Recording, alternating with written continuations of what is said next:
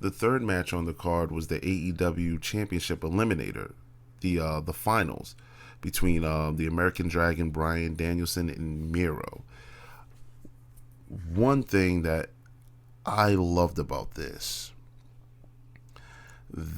match would have been great at a WrestleMania or any of the signature pay-per-views.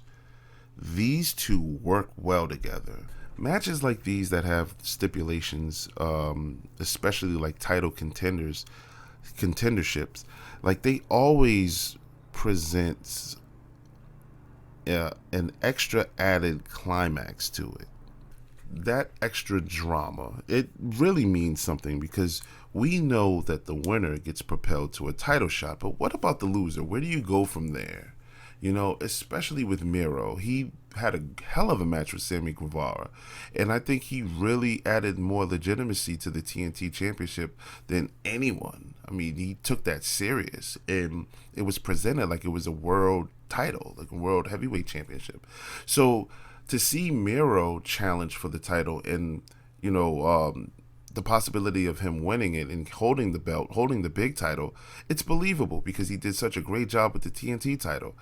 And then you have Bryan Danielson, who's an established vet, multi-time world champion.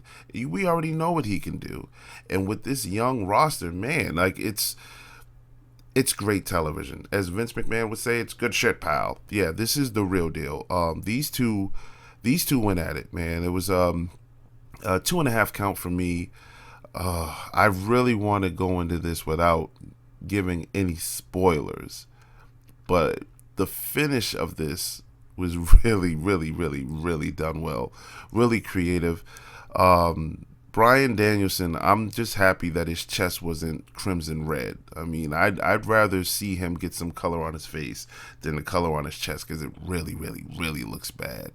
But yeah, man, Miro was still presented as a beast. He locked his finisher in, and you know, it was an interesting reversal. You know, Bryan Danielson really is that comeback kid, that Rudy from Notre Dame type story. And you know, he can really wrestle and he really put it on display here, but we already knew that. What we're seeing here is what WWE fumbled. This was a great main. It would have been a great main event either way. Like those two are a great pair.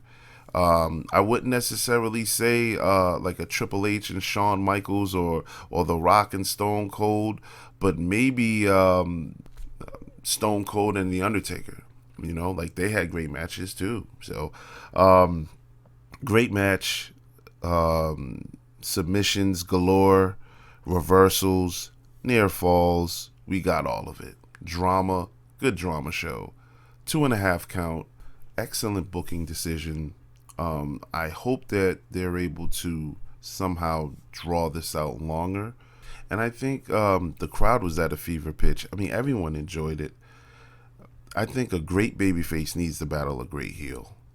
And that's foretelling what would happen later on towards the end of the show. But still, like, Bryan Danielson, again, like, is the decorated veteran here. Miro, you can make an argument. I know Miro's about 35 years old. You know, looks in great shape.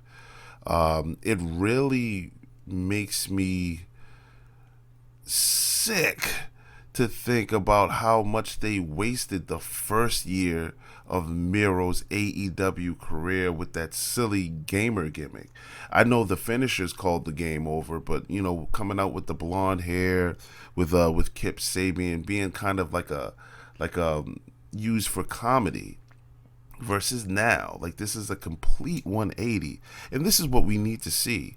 And powerful heels like that, like, I was about to say gimmicks, but powerful heels like that is believable, should always contend for world titles, should always be a staple of your show, should always be a staple of your pay-per-view, in my opinion. Like, that beast, that type of Goliath type heel is always needed. It worked when Andre turned heel. It worked for Brock Lesnar. And like, that's just a formula that's 100%. It will never get old. This is what the pro wrestling business needs. It always will require a heel like that, like how Miro is, like how Brock Lesnar is / was. So to see him work with someone like Daniel Bryan, I can't keep emphasizing it. Like, those two dance really well together, and I really hope that they continue this type of feud. I hope it just doesn't end here. I know, well, now that he's qualified to battle for the world title, I just really, really, really hope that, we can stay on this for just a bit while longer. Give us like another 3 months of this, or have him finish off at Revolution, and then go into All In or Double or Nothing, and then have Bryan Danielson fight for the title. But yeah, great match, 2.5 count.